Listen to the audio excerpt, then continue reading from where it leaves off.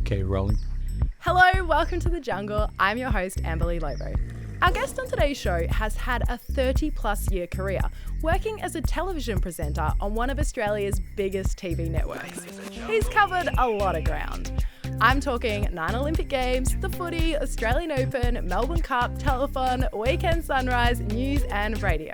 But that's not all. In 2020, he made a little career change and became the Lord Mayor of Perth. And now he's switching it up again. This time he's moving into politics. In this conversation, we cover success, imposter syndrome, the importance of leaving your comfort zone, how to be a better communicator, his secret sauce, where on earth he gets all his energy from, and so much more. Welcome to The Jungle, the Honourable Lord Mayor of Perth, Basil Zempilas. Welcome to The Jungle with Amberly Lobo.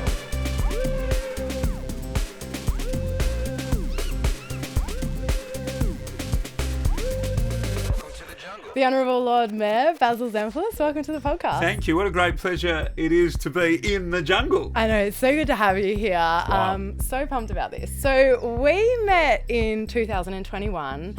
I just moved to Perth. The AFL Grand Final got relocated to Perth and I got to join the Channel 7 team. And I still remember being in the makeup room and you burst in with the full Basil Zempilas energy and you made me feel so welcome, and I've always been so appreciative of that. And then obviously I've bumped into you since at so many different events and I've got to watch you up close doing your thing, and I've become a huge fan. So Thank you. That's thank very you. kind. Well, and obviously, because I've since learned that you were from Perth and were across in Melbourne, and then that was an amazing time for lots of people and lots of opportunity in lots of different ways. And even though I'd done lots of things, that year I effectively hosted the Brownlow because most of the major contenders happened to be in Perth that night, and the winner, Ollie Wines, was in the room in Perth. And so I did the Brownlow interview, and you did the red carpet that night, and we featured on Grand Final weekend, and it was a special time. So it was a great way for us to meet and to start a professional relationship. Yeah, no, well, thank you again so much. And as I said in the intro, you have done all these incredible things and we're going to cover them all off, but I thought it'd be really cool to wind the clock back a little bit. So I want you to take us back to Hale Senior High School, where I believe you were nerding out in debate club, is that right? Yeah, so people often sort of ask, how do you think you ended up in the media, or what was it about, and what were you like at school, and what did you want to do? And I wasn't a great student. I had ability, and if I applied myself, I could typically do pretty well, but I certainly wasn't a natural, and I had to work hard at being reasonably good. And I remember my mum, who's still with me, Jessie, 95 years old, Hey, and Jessie. like all great Greek parents, a strong influence over her son's future, and certainly early part of my life. And the notes came around about debating and being able to sign up for debating. And, Mum, debating is the thing that, no one that's really cool does. And, I play footy and I play basketball and I do all of those things. I don't want to do debating. But Mum in her wisdom said, I probably appreciated that I had a bit of a natural affinity with getting behind the microphone even back then, and probably thought, no, this will be something that's really good for you. Anyway, as it turns out, and I say this all the time, I loved my time at Hale. It was an incredible school, lots of sport, lots of leadership, lots of all sorts of opportunities. But debating and drama, two things that are sort of a little bit left of centre, they're the two things from my high school years that have stood me in the greatest of stead. And so learning to speak and perform at that age, rather than having to conquer that fear as you get older in your 20s or 30s or 40s or 50s now, what an advantage. And so I look back on that time and think, thank goodness I went down that path. As you were saying all of that, I could not relate to any of it Because you weren't the nerdy kid. No, drama mortified me, and my parents had to write a note to get me out of drama, and debating would have made me cry. But look at you now though, because you're using all of those skills. I am what you said. I had to try and conquer it later on in my life. What did you like about the debating? I think I worked out that most people aren't that comfortable standing up and speaking in front of a crowd. And although I still get nervous. So every single time I speak behind a microphone, whether it's 3 people or 300,000 people, there's still those little butterflies. And by the way, I say to anyone in the public speaking space or performance space, those butterflies are good. Don't ever feel as though, oh no, I'm so nervous, this is going to be horrible. Actually, and I think I might have even said it to you, those butterflies that we feel, that's your mind's way, that's your body's way of telling your mind that what you're about to do is important. So switch on, game on, here we go. And so I still get that. But I think I realised back then I'm more comfortable than most up here, or I'm less sort of intimidated by the environment. And I did think, well, maybe there's a bit of a future with this. Maybe this is either something that I can turn into a career, or certainly a skill set or an asset that can help me in whatever career I pursue. And so I think I just enjoyed being someone that was occupying the stage that people were watching, not because it was look at me, but it was not everybody wanted to do that. I felt reasonably comfortable, and it sort of feels good to be good at something, or better than a good chunk of people at it. And so I just enjoyed it. It was not much more complicated than that. Well, after school, you went to Murdoch University where you studied media and mass communications, and you're also playing waffle footy. So you had media and footy. Did you have your set sight on broadcast back then, or what were you thinking for yourself? I worked out sort of through that journey that, and obviously I signed up to do journalism at uni, and I had decided that, well, here we go.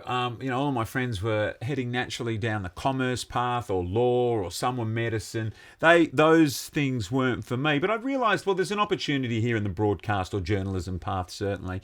And so then, as it turned out, studying at uni and doing journalism, and as part of our course we used to do live radio shows, community radio or university radio, but no different. If you're on a radio show, whether it's 10 people listening or 10,000, it's the same thing. You've got to turn the mic on, you've got to learn when to speak, how to wrap something up, keep an eye on time, all of those things. So the principles are exactly the same.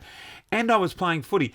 And at the time, the waffle was still pretty high profile. That gave me media opportunities as an interviewee rather than the interviewer, but also things around the club. Occasionally, someone would need to MC the function that we were having, or those things. And so it was actually a really good way to kind of further develop some of the skills that were going to as it turned out, be a part of the rest of my career. Yeah, I'd be curious to hear what your game plan was, because TV is one of those industries that doesn't really have a clear entry point. Yeah. I mean, I won a competition to be a TV host. Yes. Like, what was your entry point? I didn't win a competition, but in a way it feels like I kind of did. And I didn't enter a competition, but actually I sort of feel like, well, maybe that's kind of what I was doing. And so I think I talked about my friends in law and commerce and medicine.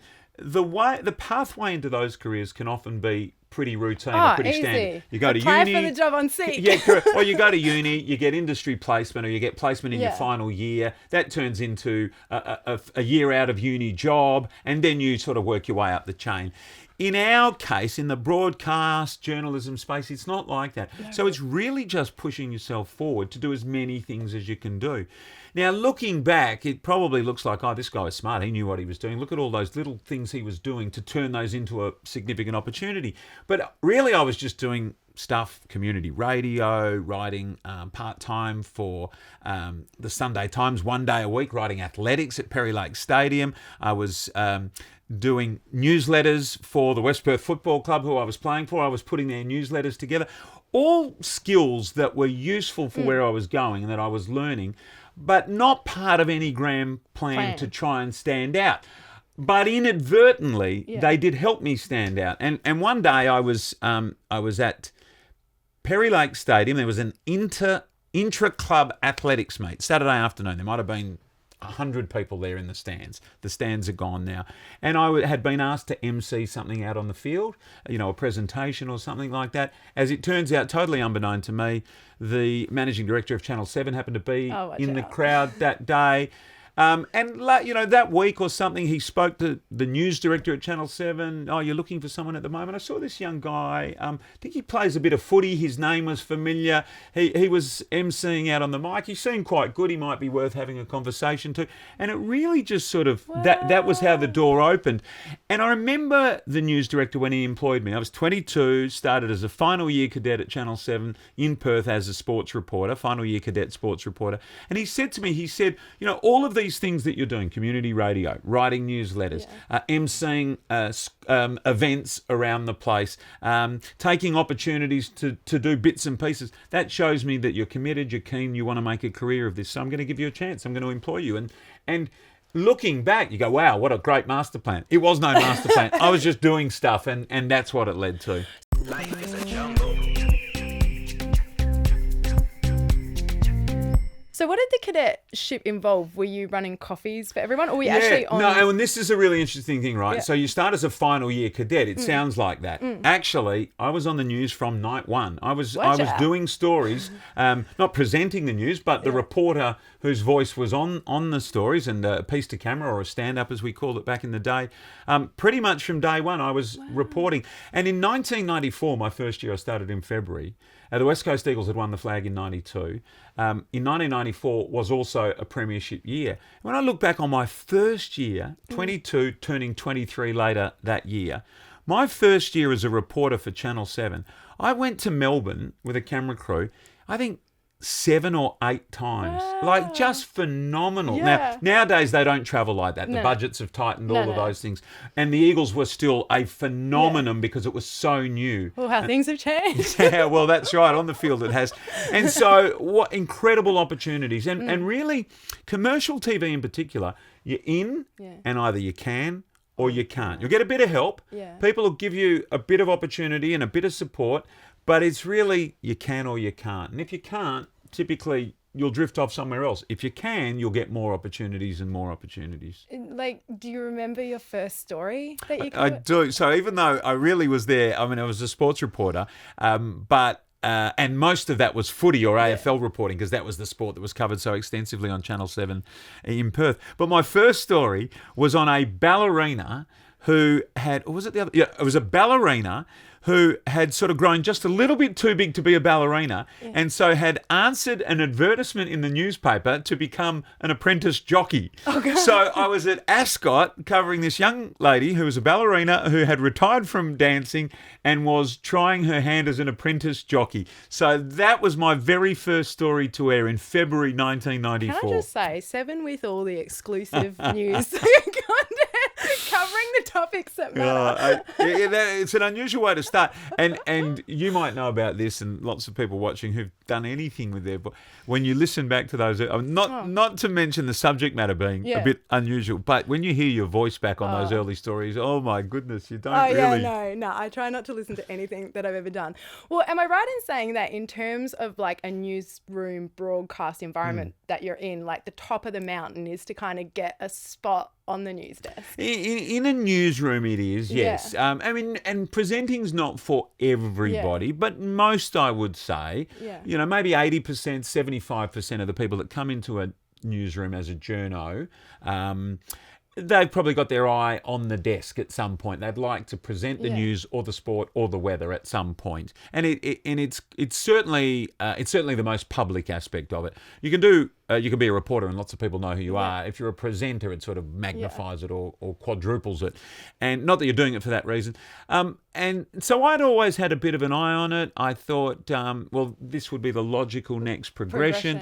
But I had some big names in front of me when I joined. Dennis Cometti at the top of that list. Neil Brooks, who was an Olympic swimmer. David Christensen, Chris Young. People that, from that generation, they'll remember those names. And I was number 5 in the batting lineup, if you like. So it looked a long way away for me. Not that bothered me, but and one of the great bonuses of getting in quite young was you've got time to wait. Work. Yeah. Well, I was going to say, you didn't have to wait that long to get to the top of the mountain, because within 2 years, an opportunity opened up for you to get onto the news. Yeah, it was a bit bittersweet. So occasionally if someone was away or multiple people were away, you might get a night here or a night there. And I had an opportunity to do that in 1996. And then the Olympics were on, the Atlanta Olympics, 1996. And those four names that I mentioned, the four people in front of me, they were all asked or selected to go to Atlanta as part of the Channel 7 commentary team. Oh, wow. Amazingly, really late in the piece, I also got asked to go. But the boss, the same boss who'd put the good word in for me because he'd seen me at Perry Lakes, he said, look, to the big bosses in the East, he said, look, it's great that you think Basil might be up to it and playing a small role, but we're going to need him back here. We're going to need him to present the news because all the other guys are away. And at the time, I remember thinking, well, this would have been my 10th Olympics too. Yeah. It would have been great, my first, but ultimately 10. But I also knew the exposure that I was going to get during what's absolutely prime time, during the news during the Olympics on the host network. That's about as big as it gets. And so for 2.5, 3 weeks, I got to present the news. And that's really when I suppose Perth people got a taste of, that guy, he used to play waffle and now he's doing the news and here he is. And that was sort of the launch of it. And not long after that, I became the permanent weekend presenter and away we went from there. Yeah, well, like from Atlanta, you pretty much got locked in. And as I said in the intro, you went on to do 9 Olympic Games, the AFL, Australian Open, Melbourne Cup, Telethon, Weekend Sunrise, News Radio. I mean, living the dream.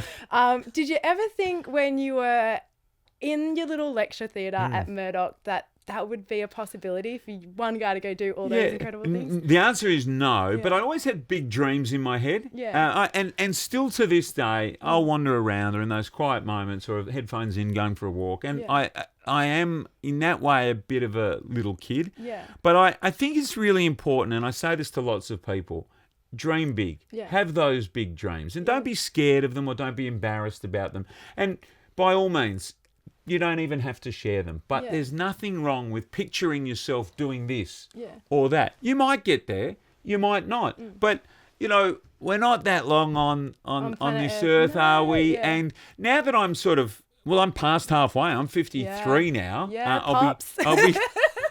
I'll be 54 next year. I sort of think, go for it, but don't even be intimidated by the go for it. I mean, it's not like if you don't make it to that, you have failed. But I think big dreams are good. And I, from time to time, close my eyes and go, I wonder if I could do that. I wonder if I could do this. Yeah. Certainly AFL commentary was a part of it. Certainly being on the news desk was a part of it. Even some of these sort of newer roles, I kind of probably envisaged myself doing them. Yeah. Although not necessarily knowing what the pathway was likely to be there to be able to get there. But sometimes you don't even need to know the pathway. Just put yourself in the mix and you never know. Yeah, if you could go back in time and whisper some advice to young Basil who is just starting out his career, would you tell him anything? No, I think actually looking back, because I didn't have a textbook, and in our career you don't really have one. No. You don't really have a textbook. You listen to advice, but don't over listen to it. I also say, I think for me, just sort of going for it, and still to this day, it's kind of my approach. Yeah. Just go for it and see what happens. Yeah. Kind of back yourself. Yeah. Don't take it. Don't overcomplicate it. Work hard. Try your hardest. Yeah. And I think in many ways, try your hardest today. Tomorrow will look after itself. Tomorrow, try your hardest again, and the next day will look after itself. Some people have big goals, big dreams, big ambitions. They're great too. Yeah. And in the back of my mind, from time to time, I've had those as well. But I think your way to get there is just look after today. Little steps. Look after today. Tomorrow will be fine. Yeah. Can I ask, in everything you've done in your media career, what was like one of the biggest highlights for you? Yeah, interesting. And sometimes, look, there's a few moments that stand out. And my first time presenting the Australian Open tennis, taking that role over from Bruce, who'd decided to retire from doing that part of the job, was Rafael Nadal, Roger Federer in the final, 10-8 in the fifth. And at the end of the match, out on centre court, on Rod Laver Arena, there's only 4 people on stage. There's Rafael Nadal, who was the runner-up, he just lost. Roger Federer, who just won his 17th Grand Slam title. Rod Laver, presenting the cup on Rod Laver Arena to the champion, Roger Federer.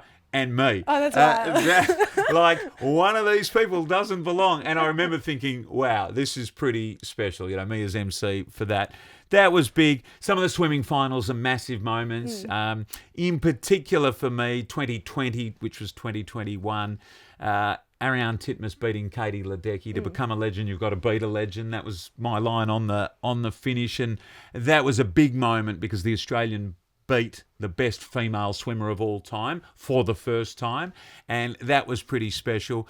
Telethon has been amazing because it is such an incredible and phenomenal event, and to sort of be in the driver's seat, you know, for the business part of that broadcast is really special.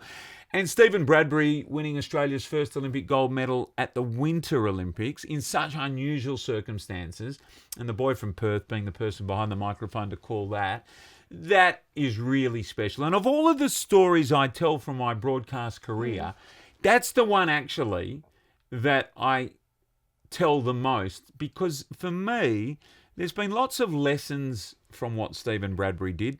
And as it's turned out, I feel like it's sort of related to my own career as well. And I won't bore you, but ultimately, the punchline for me of that story is that doing a Bradbury is now part of the Australian lexicon. But most people think doing a Bradbury is if everybody else falls over and you stay up, you win. Yeah. That's what most people say is doing a Bradbury. And I get why we say that. But for me, doing a Bradbury is actually putting yourself in the race. Yeah. And I talk about how Stephen had lots of misfortune, overcome lots of setbacks, and kept trying and trying and trying, including in the heats, the semi-finals and the quarterfinals, just to get into the final.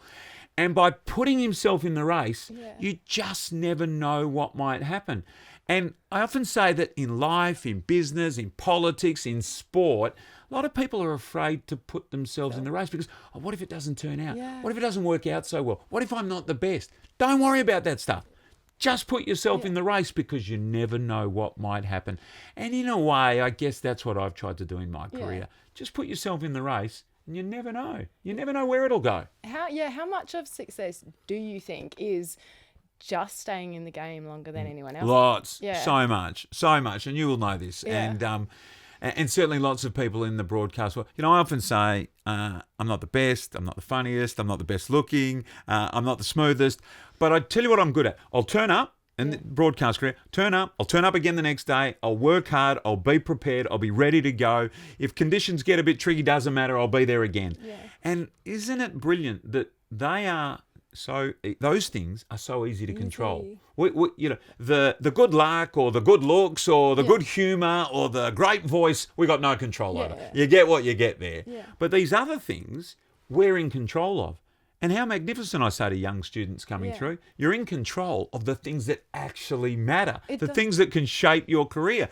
So the secret is, there's no secret. Or the secret is the secret part of it, all this stuff you can control. Happy days. And so I think just having a really positive attitude, being resilient, being able to improvise, adapt and overcome. I talk about that a lot. A lot of young journos, presenters I see, they're ready to go if everything's perfect. Yeah. Oh, I forgot my notes. Or, oh, the microphone's not working. Yeah. Oh, I thought we were going to be facing that way, but it turns out we're facing this way. And so those things can knock people off their game.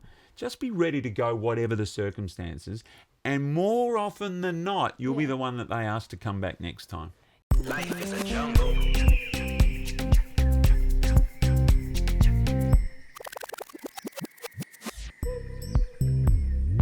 Stop the podcast. I just want to take a second to thank our sponsor of the show and friend of the show, American Apparel. They are back in Australia. If you haven't checked them out yet, what on earth are you doing? They are super comfy, ethically sourced, and will make you look very pretty. Check them out, americanapparel.com.au. On with the podcast. Yeah, you've obviously been in the game a long time, a lot longer than a lot of people come and go in our industry, obviously. Do you see a common through line with people at the top level? Is it those kind of qualities? I really do think it is. I mean, you know, the very best have probably got all of the things we talked about. Not only have they got that great natural instinct to keep going, but they've got the beautiful voice, probably look really good. Yeah. All of those sorts of things. But in the end, it's hard work is number one. Yeah. You've got to work hard. Yeah. But that we can all do that. You know, if we decide we're going to work But a lot hard. of people don't. They don't. That's right. They don't. So hard work is the common thread. I mean, I've talked a lot about Bruce McAvaney and Dennis Cometti, both brilliant at what they've done as sports broadcasters, both got a totally different approach to how they went about it, yet the common was they both worked their backsides off. Every broadcast that they arrived for, they were prepared for everything.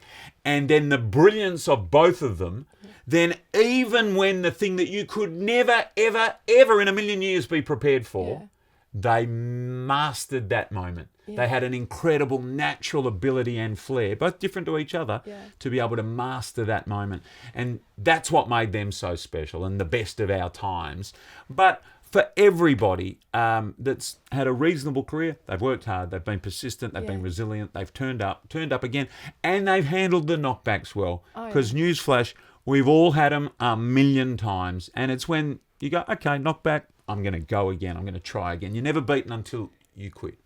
Yeah, no, and that's something that you have done so well. I mean, on the outside looking in at your career, it can sort of just read that like, oh, you got this cadetship with Channel 7 and then everything magically landed on your lap. You got your foot in the door and then all the doors open. But I know it's not a result of that. It's a result of, like you just said, the hard work, the resilience, the being able to handle rejection. And one story that springs to mind is your journey to becoming a football broadcaster. Because, I mean, AFL, biggest sport in Australia, and you have become a face that's now just associated with that. And I think anyone looking at you now would just be like, oh yeah, Basil, always commentated the football. But what looks like could have been an overnight success. Am I right in saying that it took like 12 years of asking? It took a long time. I mean, I started at 7 in 1994 and I got to broadcast my first game for 7 in 2012. So that's 12. That's how many years is that? That's I'm so bad at maths. I can't help you on this. I've got it now. That's 16. You know, it took a lot. So half of my career it took to be able to get that opportunity.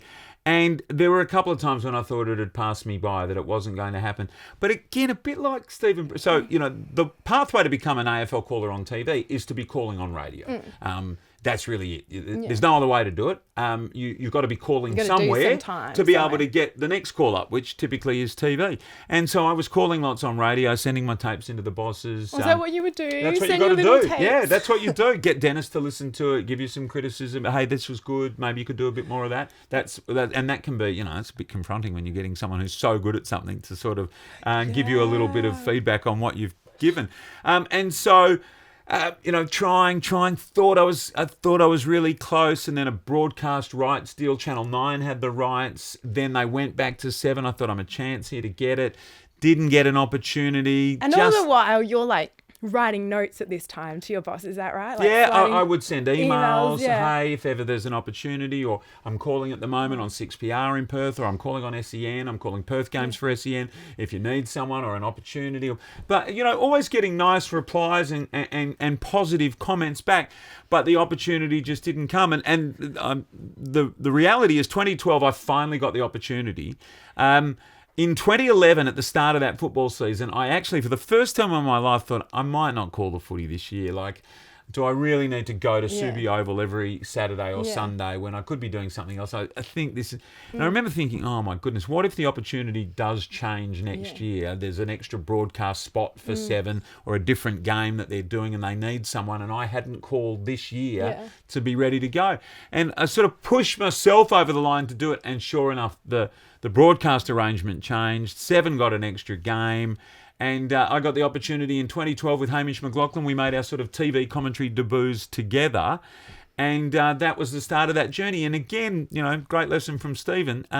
Keep yourself in the race. Yeah. Don't worry about the result. Just stay in the race, because you don't know what might happen. And sure enough, it changed. I got my opportunity, and I'm really pleased for 10 years to be able to call AFL football for Channel 7. It's a great thrill. It's a great highlight to have called footy for 7, our great Australian game, flown all around the country to do it. It's amazing.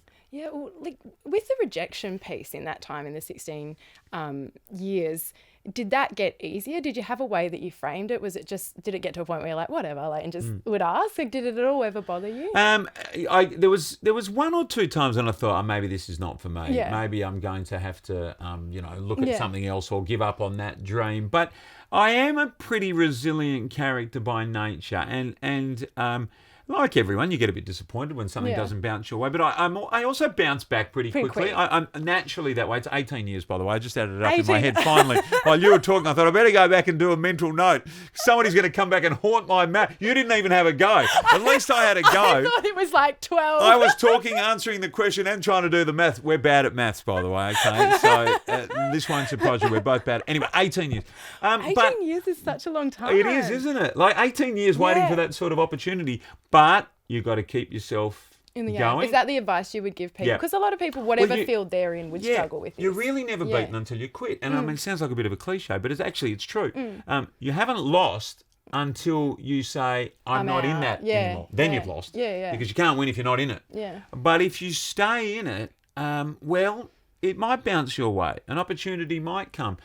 And look, in some ways, it's easier to say looking back. But now that we work out it's 18 years, sort of waiting for it, trying, hoping, then it was a fair stint for me. But so pleased that it happened. And that resilience piece, staying positive, staying confident, it's so important in this sort of a career. Yeah, well, one of the things you touched on earlier, you mentioned the Rafa moment on court and being a bit like, oh, one of these people doesn't belong here. I was going to ask you about this because I do a lot of sport events as well. And sometimes, especially when it's a new client, it's something that I've not worked on, they might ask me to do something and I can kind of sometimes be like, oh, I can't do that. And then I can spiral down a little bit and get this imposter syndrome and almost talk myself out of the opportunity. I'm lucky I end up still doing it. But do you ever get that in your career, say, where you get asked to do these big events where you're like, oh, I don't know? So my answer almost always is yes. And in fact, probably the greatest moment from my career, in a sense, calling that Bradbury race, was exactly one of those moments. I got a phone call from the head of sport in 2001 from Channel 7 who said, hey, Bruce is not going to do the short track speed skating at the Winter Olympics. He's going to do the downhill. We need someone to call it. What do you reckon? And now, I mean, I hadn't heard of short track speed skating, let alone know the rules or know how it works. But I knew instinctively this is an opportunity to do to shine, and not shine, but an opportunity to get a chance to show what you can do. That's really what I mean. And now, had I said no to, and Andy Kay was his name, head of Olympics for Channel 7, he said, look, hey, if you don't feel up to it or you don't feel like it's your wheelhouse, no problem. Yeah. I get it. I said, no, Andy, I'd like to give it a go. I'll do the prep, I'll do the work, I'll be ready to go. Now, had I said no, I would have turned my back, as it turns out, on calling Australia's first ever Winter Olympic gold medal. Stephen Bradbury's moment, which, in a way has become my moment because I got to provide the soundtrack to it. And so I think, and I say this especially when you're starting out, try everything. Try everything. Because often you can go into, say, broadcast or any part of this sort of world thinking that's what I want to do. Yeah. Then you get a shot at doing something and you go, actually, that's really good. I like that. Now, if you said no to it, you would never know that.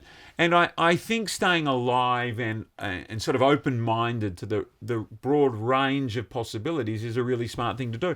A lot of people that I know and really respect in our industry, they came in as on-camera people, but then opportunities came to go off-camera in a production role, an editorial role, a management role, and they've had incredible careers down a different path. And so I think staying alive to the possibilities, never shutting your mind off and never saying, I'm only that. That's all I do. I mean, if you're as good as Dennis Cometti as a football commentator, then you can probably say, I'm a football commentator. Yeah. Don't bother me with the other stuff. Yeah. No worries. But most of us aren't Dennis Cometti.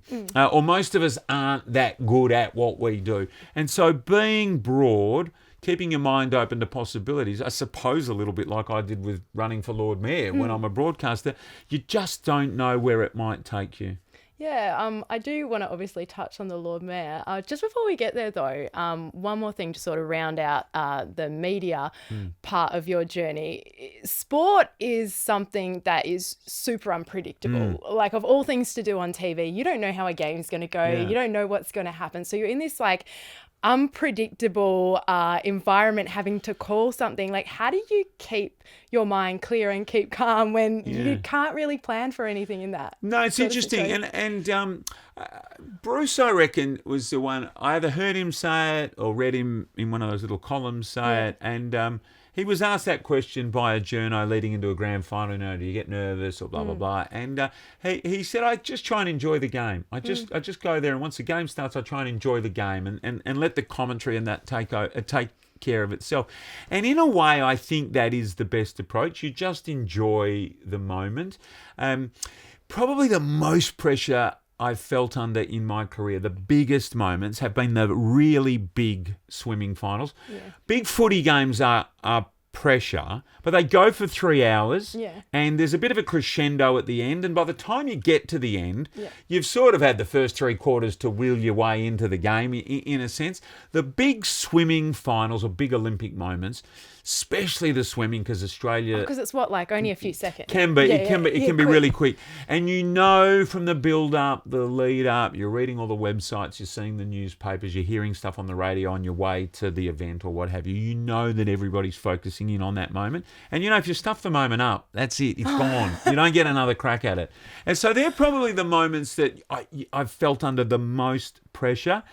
But fortunately for me and my mate, I enjoy that too. I like... In a way, it's kind of, you've heard the saying, pressure is a privilege. Oh, pressure privilege. And, if you're not privileged enough to be able to be in that moment, then you don't have that pressure. Yeah. So if you've got that pressure, you should accept that you are privileged to be in this position. And that's how I've looked at it. And so I think when those big moments come, you kind of live for them. And... sport, I often say this now, I used to think actually that calling live sport was the next best or next closest thing to actually playing live sport. In the last sort of year or so, I've revised that, and I think politics is the closest thing to live sport. Calling live sport comes number 3 for me now. But those environments, they're a bit combative, or they're high adrenaline, they're big emotion, and you're sort of really involved in the moment. Calling sport is an incredible thing, and it does, for anyone that's played sport but not called sport, what's it like? It's kind of like playing sport. It feels the same adrenaline, the same hairs on the back of your neck, the same disappointment if it doesn't go well. It kind of feels like that. Life is a jungle.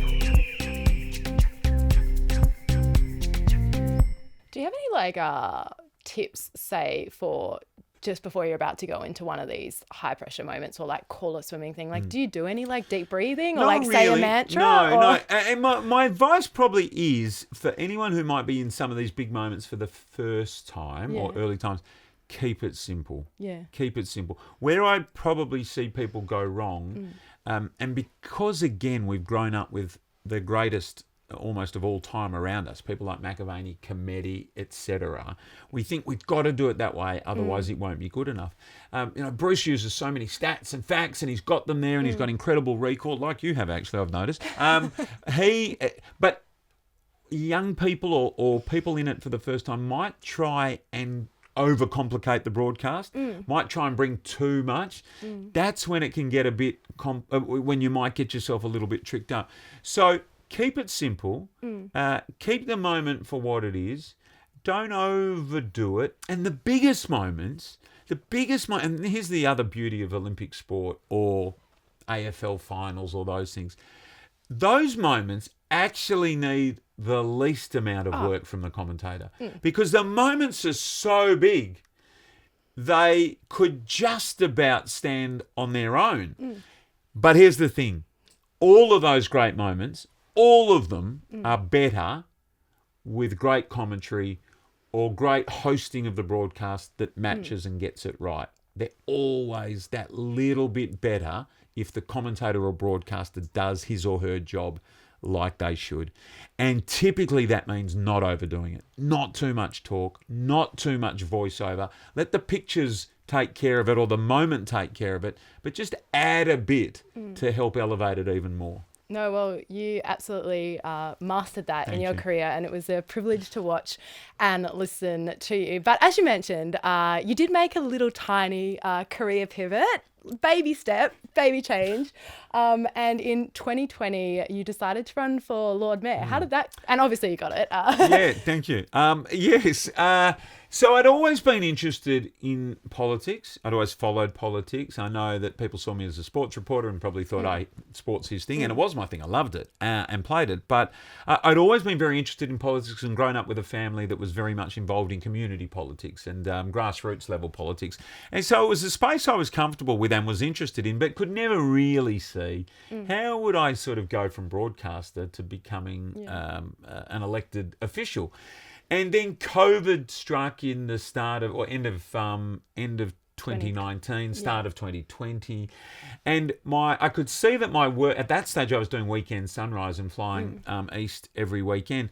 And I could see that 2020 and beyond was going to look different. As it turned out, that suited me because Amy and I were now 3 children. Anthony, our youngest, was 3. We were right in the mix. And the girls were a little bit older, were starting to play weekend sport and those things. And I wanted to be around for that and be a part of it. So all of a sudden, with less travel because of COVID and a sort of sense that, well, I might sort of stay here more now and not travel as much, that they announced that after 3 years of not having elected members, because the council had been dismissed and commissioners were running the show, they were going to have new elections, local government elections for the city of Perth. And I'd sort of, it's a bit interesting. And then I had a few people say to me, hey, you've always been a bit, why don't you? And, thinking about it a bit more and then thinking, well, how am I going to kind of combine my career and that? And they'll both be pretty full on. Thinking that somebody somewhere along the line was going to say, I don't think you can really stay on the news and be the Lord Mayor. And the further I went into it, the people or the times when I thought somebody would say, right, now's when they're going to go, hey, mate, I don't think you're really going to be able to do that. You better sort of not go down that path. Those moments didn't come. And I thought, hang on a minute, I might be in the game here. And as the candidates started to roll out for Lord Mayor, I'd sort of made up my mind. If a knockout candidate that I think is absolutely fabulous, and it's not to say the candidates weren't great, but as they were rolling out, I was thinking, I could do as good a job as that person. Yeah. I think I could, I've got the skills of that person. I think I could contribute like that person. I sort of made up my mind, if the knockout candidate doesn't come, I'm in. And sure enough, with the support of my work, which was breakfast radio at the time on 6PR, and then to be Triple M, my evening work, which was Channel 7, and of course my family, I sort of got 3 ticks. And I thought, righto, well, in we go. And it wasn't much more complicated than that. I put my hand up and, you talked about pressure before. I think that's the one time of this new part of the journey that I probably felt like, not so much under pressure, but in a way, I think I maybe had the most to lose. Oh, yeah. That didn't bother me. Failure has never worried me. Because I think failure or the opportunity to fail means you've got opportunity. And you've been brave almost. You're the brave one. Yeah, correct. But I remember thinking, geez, I've probably got to win here because if I don't, it sort of takes the gloss off everything else. The analogy I use is the great football player who then becomes a coach. Yeah. If they don't make it as a coach, you sort of feel differently about their whole body of work. Yeah. And I sort of thought that's the risk for me. But sure enough, I ran. I was one of 7 candidates. I won. I've been re-elected since, and now I'm off on another journey. I mean, you make it sound like an easy decision, but that was a big decision because you had this beautiful media career with Channel 7 and the radio. And like I said, you were living this absolute dream with all the things that you were covering, the Olympic Games, AFL, the tennis. What did the Basil Zempilas decision-making process look like? Are you a pros and cons person? Not really, other than I just sort of... I think deep down in my mind, the real reason... I always thought I loved my broadcast career, absolutely loved it. It still sort of endures, it's the tail end of it now as I sort of still am able to do a couple of things. But I always thought, what else might I be able to have a go at? Or what else maybe I'll be good at? And it wouldn't have bothered me if I'd never had the opportunity to find out. But I'm the sort of person that I'm prepared to take risks. I like ripping away the safety net. And I like putting myself out there to see. And so I was pleased to step forward because I thought, well, if it doesn't work out, no worries. What a great opportunity. What a great experience. I will have learnt lots. I ran. I didn't win. I'll do my best to mop up my broadcast career and keep it going. I'm back, guys. But sure enough, I did win. And it's taken me down, now another path where I'm full on in that direction. But I think in the end, it was about where could this go? Yeah. And what else? I knew, I was very... I'm proud of the body of work that I put together over 30 years as a broadcaster. That's there. No one can take that away from me. It speaks for itself, I hope. What else can you do? And what else might I be able to do? Where else can I have a go? And how far might I be able to go in that? And really not more complicated than that. Yeah, well, honestly, it is such a brave decision to step out of something that and I think making decisions around your career can be specifically quite difficult. Like, do you have any advice for people on maybe how to know when to stop pursuing one dream and to start pursuing another? Yeah, that's a really difficult question, isn't it? Because as we've talked about, you're never beaten until you quit. But in a way, it's a form of quitting if you change to something else. I think you also, and sometimes common sense kicks in. And although listening to this, it sounds like, well, just keep going because it'll happen. Yeah. But of course, I appreciate for some people, those lucky breaks might not come in that particular area. So I think part of it is just keeping your mind open to opportunity and possibility, and being realistic about, well, it's not happening there, but maybe I could take what I've used there, just modify it a little bit and move it over to there, and maybe it'll actually help me run in that direction. It's not like you've given that away. Actually, you've used what you got there and you're just putting it over here. And in lots of ways, I mean, I talk to people about how, as it turns out, again, no great planning here, but I reckon just about the best possible preparation for a political career is a media career. Oh, all the talking. Like 85 or 90% of the skills that you use in that career are required in the political career, especially, and the most important part of it, well, communication is a huge part of it, key, but also relating to or dealing with people.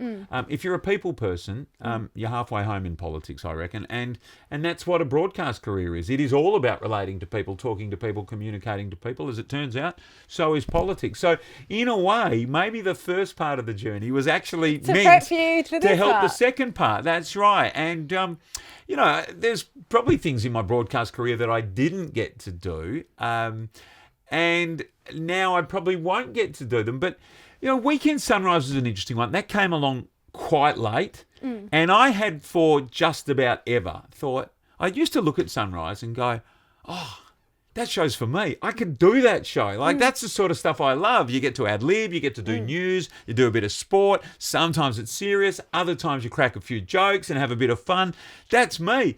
And it just sort of sailed on. Obviously in Sydney, I was in Perth, and I thought it's just not going to happen. And it's funny, this is true. I don't think I've ever said this before. In my mind, I don't know why, in my mind, I always thought, you know what? That opportunity will come. One day you'll get that opportunity. And it was so random and out of the blue. One day, and incredibly, I was off to Sydney to call the footy in Sydney. And I had a phone call that week from the news director in Sydney, the network news director, saying, hey, Basil, and he knew me, he'd been over for telethon and things like that, and he said, would you like to host Weekend Sunrise this week? The host is away, the male host is away, would you like to do it? And I said, are you asking me because I'm in Sydney this week calling the footy? And he said, I've got no idea where you are this weekend, I'm just calling you because there's an opportunity to do it, would you like to do it? And I remember thinking, wow, it happened. Yeah. There it was. And I did that weekend. It went pretty well. I got some other weekends as an opportunity to do. And then at the end of that year, I was offered Weekend Sunrise permanent male host alongside Monique Wright. And I transitioned out of footy and more into Weekend Sunrise. And I remember thinking I got that opportunity and actually giving that up when young family back here, the travel every weekend, COVID hitting. It was the first time ever in my career where I'd given something back. Yeah. And I felt this incredible sense of loss. Yeah. Like I was sad. I remember this. I used to walk to the studios, Mm. and on the last, now, I had tears in my eyes on the last Sunday morning walking from the hotel at Darling Harbour into the studios because I loved doing it so much. It represented to me kind of an affirmation of all of those things that, you stay in it, you try, you give it your best, you just don't know what might happen. You might get the shot at the job that you've always wanted, all of those things, and it could lead to even more. And for the first time in my broadcast career, I actually said, I said to them, in broadcast you often get told, not for you anymore. And I said to them, I think I have to stop now. A young family in Perth, the travel is getting a bit much, those sorts of things. And I remember being sad that I actually had tears in my eyes as I walked into the studios at 5 o'clock for the last time to do the show. But, that door closed. Yeah. And look what happened. Another one opened. Door opened. Yeah. Life is a jungle. So what was your biggest learning from Lord Mayor? So it's a really new space for me, and I kind of have always fancied myself, not fancied myself, but been, enjoyed being in a leadership position or being the leader of a team. I wasn't the designated leader as such, like you might be in a workplace, but, I always worked on teams and I was happy to, help be the leader or help, corral the team when and if required. But to be in an absolute leadership position, and you've been elected to be in that position, a council of 8 other people, 9 of us in total, and you are the leader of that council, and then to work with the administration. I mean, in a way, it was all learning. Like for me, it was all learning. I'd like to think I'm a pretty fast learner, but I've got to say, as I spoke about before, instinctively, I always thought the people side of things I'll be okay with. And I reckon a big part of this is going to be dealing with people, understanding people, talking to people, listening to people. And sure enough, that's what it is. And so the biggest learning actually is that if you can relate to people, let people tell you what they want to tell you, listen to them, make them feel comfortable, empower people, then you're pretty much going to be okay on this journey. And so that's probably the learning. The learning is politics is about people. Well, speaking of politics, you have right now done another little career change, and this time you are moving into politics. How's it all going? Yeah, so there's an election coming up in March 8th. We know the date, and I'm running for the Liberal Party in the seat of Churchlands, which is the area where I grew up and now live with my family. It's another step up again. It's a bit similar to a Lord Mayoral campaign, but there's lots of similarities. And yes, it's another big detour, and again, it's another step forward. I never ever thought I'd be doing this, and people ask, "Did you run for Lord Mayor with a view to perhaps then trying to have a go at state politics?" And the answer is I really didn't. I didn't, but as I went through the journey as Lord Mayor, I could see what skills or perhaps what I could bring to it, why they might be useful, why I might enjoy it, and maybe there was a real opportunity and possibilities to get in and achieve things. And principally, that achieving things is to help people. That's what it is about, as we said. So I'm enjoying it. It's full on. It comes thick and fast. It attracts a lot of attention. That's what I was going to say. The attention side of it, has that been a big adjustment? No, look, and again, people say, "How are you going?" Or are you enjoying it? And to be honest, I love it. I love it. I sort of feel like, in a way, and this is not, you've got to be careful how you say these things because they can be taken out of context. And not that I'm saying you would do that, but I'm going to do it. In a way, I feel like I was kind of born to do this, because none of the stuff that others might or potentially perceive as negatives of it, none of them feel like negatives to me. Even the hurly-burly of it, the sort of the media attention, the confrontation. I just think, how cool is this? Well, I feel like you've had the exact training in a way with all the little different things Yeah. you've done in your career has set you up for a position like this. Yeah, and so do I, and that's not being overconfident. But as it turns out, I never really planned anything, as I said right from the start. But it turned out the skills that I was learning along the way were standing me in good stead for the next thing. And that's exactly how I feel now. I mean, there's a lot to learn. I've never been in state parliament. I haven't won yet. I've got to win, and I hope that goes well, and I don't take it for granted. But if I'm lucky enough to win, I'll be in a new environment again. I'll have to learn parliament and how that works. I'll be working as a part of a different team and a bigger team. But I believe in what I can bring to it. I sort of, again, I believe in myself, but that's not like I hold myself up on a pedestal. I just believe in myself to be able to get through whatever situation might come up.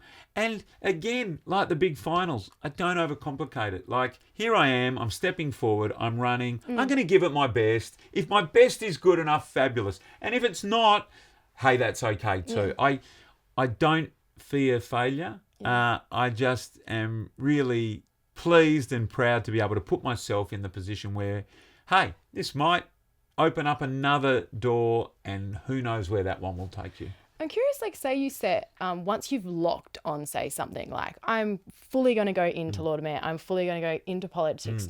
How do you like then try and work out all the steps in between it? Or do you just, like you said at the start, sort of 1 foot every day? Like, how much do you... Well, I guess a bit of both happens. I mean, when you're in a space, you can sort of see pathways or opportunities that might present. Sometimes they're pathways or opportunities that you might not have understood until you're in it. And like I say, I mean, I never contemplated state parliament. But then when I became Lord Mayor, I could sort of see, there could be something down this way. I see why people might think that's a good way to go, or why that might be a reasonable opportunity. So again, it's a little bit like that. I've spoken about enjoying leadership, and clearly I like being a part of a leadership team. But I say all the time, you can be a leader without being the leader. And I wouldn't be telling the truth if I didn't say that I haven't come into this space to try and be a leader. That doesn't mean I have to be the leader.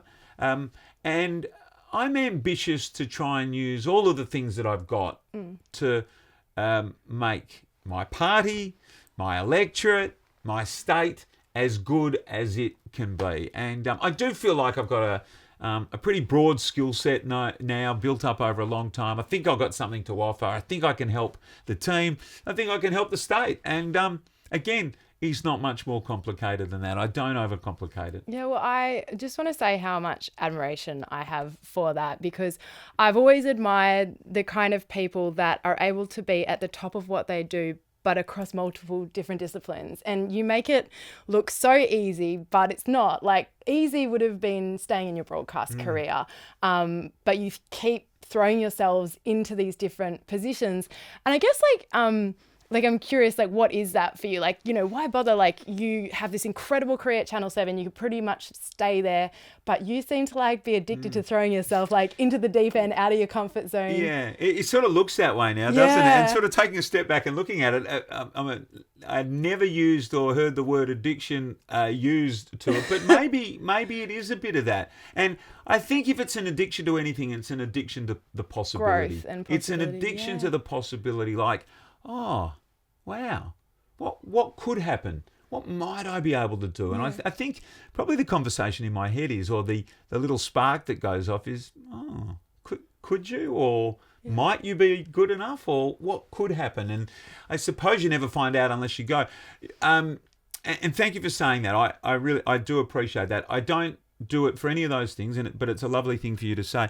Somebody who we both know and everyone watching, but I won't give her name away because it might not be a story she wishes to be told. She was helping a little bit during my Lord Mayoral campaign, but she'd been on broadcast television for a long time. And in the week or two before my first campaign, she said to me, the little team that I had, we went for a drink, that sort of pre-big event drink where you just bring the team together. And everyone else had gone to the bar or the loo or what have you. And she said to me, I'll say this about you. Geez, you're brave. Yeah. Good on you. And I'd never thought of it that way. I didn't see myself as brave. I didn't do it to show people that I was brave. But because she was saying it, somebody who had a not too dissimilar career to me and been in that space, and someone I admired and respected, it did make me think, well, that's pretty special that somebody would look back and say, that's what we think of what you're having a go at. And I appreciated that, although that wasn't the reason that I do it. I get that others might think it's a really brave thing to do. For me, all of this just feels like a Basil thing to do. Yeah. Well, for someone who has spent so much time out of their comfort zone, what have you learnt from being out of your comfort zone? Well, what I would say, I guess, to that is, get out of your comfort zone and you might just find it's actually quite comfortable.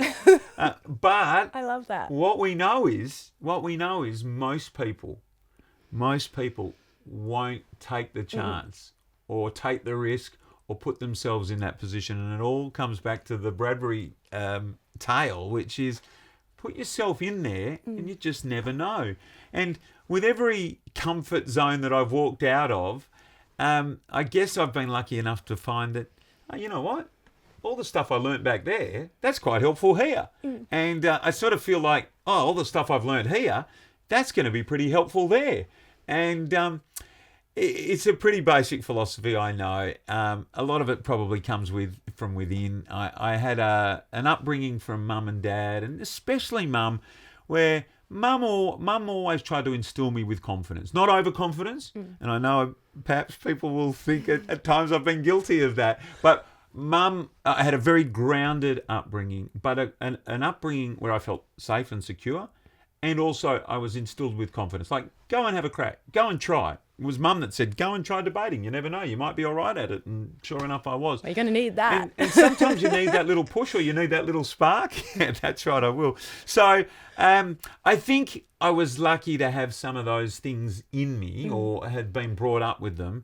But, it's a wonderful feeling to try something new. And I became Lord Mayor at 48 or 49, something like that. And I say, how lucky to be starting something brand new at a pretty pointy end at that age. And I sort of feel like I'm doing that again. And it is a good feeling. It's there's a bit of nerves, there's a bit of apprehension, there's a bit of, I wonder how this is going to work out. But that's also the brilliant part of it as well. Life is a jungle.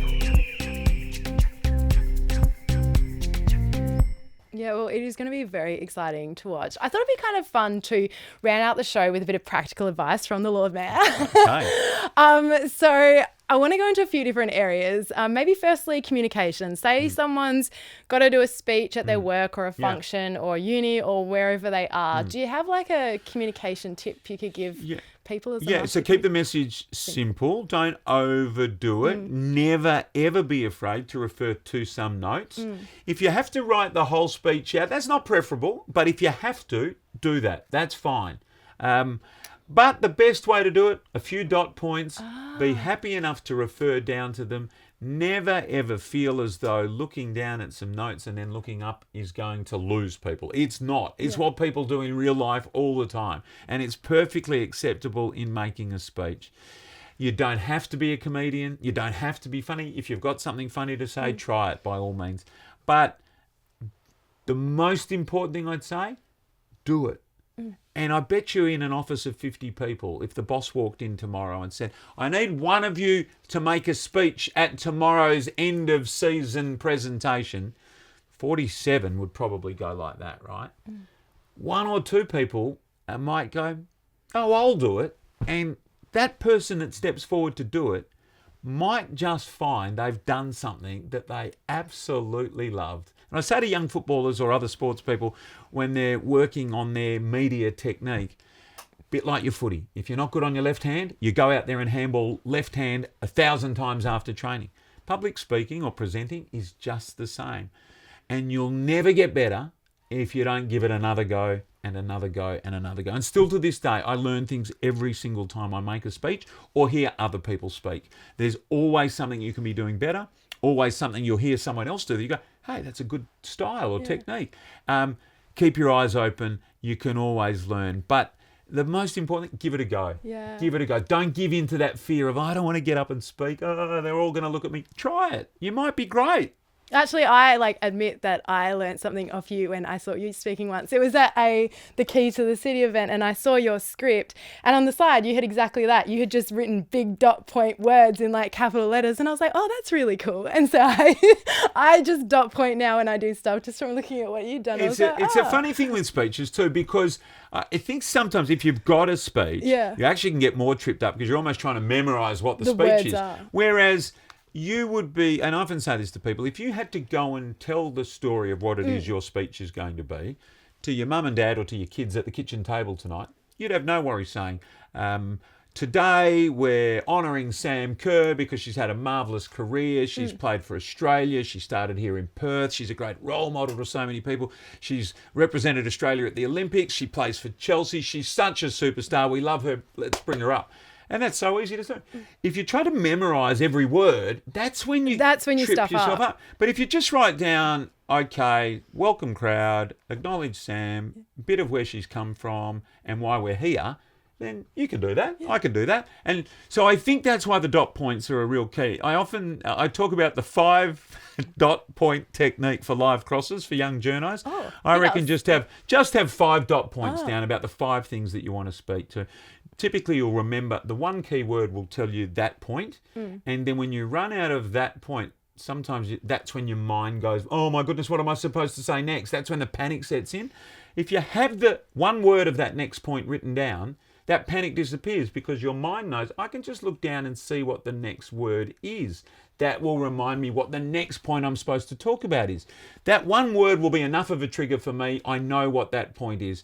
And away you go. And then as you're getting to the end of that point, a little glance down. Oh, that's right. The next point is this. So 5 words. I'm going to try that. Can work for you. I love that. Try that. That's really super helpful for myself. My next lot of tips I wanted to get on was productivity, because I think you just do so much and you do it at a level, such a high level. You never look like you're dropping a ball. Do you have any productivity hacks? Look, I'm really lucky. I love what I do. And I think at the essence of anybody who has the sort of career that you've probably just described, I think if you love it, productivity almost just comes naturally because you're so enjoying what you're doing. And I also feel like I've been blessed with, I'm naturally pretty energetic. I'm up and about, and I enjoy people. And my energy comes from people, to be honest. If no one was here, I'd be very boring. I'd be sitting on the couch trying to find something to watch on TV and I probably wouldn't leave. But people give me my energy. And so I think the answer to that is put yourself in environments that you most enjoy. Because if you're enjoying yourself, and part of that enjoyment will be the subject or the topic or the workplace, and then surrounding that with people that you also enjoy, that I think brings out the best in all of us. It makes us want to do it. It makes us want to be up and about. It makes us want to try harder or work harder. So I think that's the key. Finding the environment that you love and getting as many people around you that you enjoy being around, because they are the ones that energize you. And, from time to time we'll be traveling. You might not understand the language, or you might understand the language, but you don't know the people. You might just see 2 friends meet at a train station or in the city or on a bus, or they're catching up. One gets out of a taxi, the other one's waiting for. And you'll see that very natural and very real. They'll give each other a hug or a high five. Their faces, they know that they're happy. It's an environment they're comfortable with. They're energized by that other person's presence. And I think that getting those sort of people that can give you that, finding them and knowing where they are when you need to go and spend time with them to give you that buzz, that I think really helps you be productive. Last but not least, balance. Is there a such thing when you're working at such a high level, and do you have non-negotiables in your day that you're like, every day I am going to make time for this? Yeah. Look, it's a very difficult thing, and I do think so. We often hear about work-life balance and making sure you make time for yourself and for your family and for the people that are important to you. I do think there is an element of sacrifice that comes with these sorts of careers, and the sort of careers where sometimes it's just longevity or just being available that will make the difference. And you can only be available if you're not available for somebody else. And that can be pretty hard and pretty brutal. And so, I've been so lucky because I've had a mum and dad firstly, and then a wife and kids who understand and accept that I do what I do, and that to do it, I need to be available in other places a lot of the time. And they're very supportive of me doing it. And so it's very difficult without that. It really, really is. And, each time I've been on this journey, or the journey changed, typically I've needed little convincing with myself. But the conversation that has really been the yay or nay has been with Amy. Because I know that if your wife or your partner or that person closest to you is not supportive, you're not going to be able to do it. Because in the back of your mind will always be, I'm letting other people down. And sometimes you still feel like that. But this morning, for example, I went and did a school assembly with my daughter, and you just got to do those things because otherwise you'll regret them. But it is a bit of a sacrifice, and balance is important, but it's not always going to be a perfect balance, and you have to have people in your life that understand that that's the case. And I'm very, very lucky to have Amy, Ava, big Chloe, shout outs and to Anthony. Amy and the kids. Thank you. For someone who has achieved so much, what is success to you? Yeah, interesting. I think for me now, success is the journey. I just love being on the journey, and I don't know what the finish line is. I was going to say, do you have a finish line? No, I don't. I don't know what the finish line is. I don't know what the end looks like.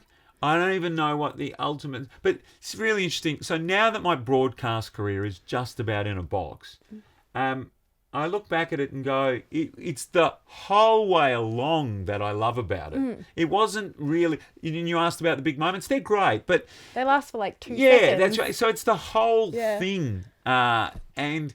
Same now as Lord Mayor for 4 years. If it ends soon, I will... It's the whole way.